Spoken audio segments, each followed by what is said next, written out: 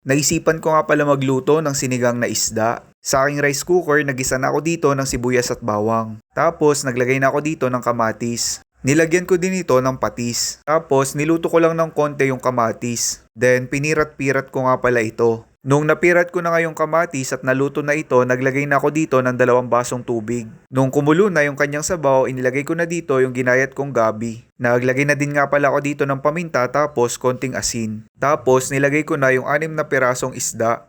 Nung naluto na yung isda, inalis ko muna ito. Tapos naglagay ako dito ng sitaw. Sa pangalawang pagkakataon, naglagay ako dito ng mainit na tubig. Tapos naglagay na ako dito ng sinigang mix. At pagkatapos, sinalo-halo ko ito.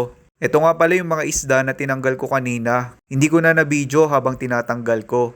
Naglagay na ako dito ng 3 pirasong siling green. Tapos isinunod ko na yung mga dahon ng kangkong. Sa puntong iyan ay malapit na nga itong maluto. Kasi mabilis na din namang maluto yung mga dahon ng kangkong. Konting-konting kulo na laang. Tapos yung mga nalutong isda kanina ay inilagay ko na dito isa-isa. Ay siya, ako'y natatakam na habang niluluto ko ito. Ang sarap na namang humigop ng sabaw ni Re. Ay tara, kain tayo.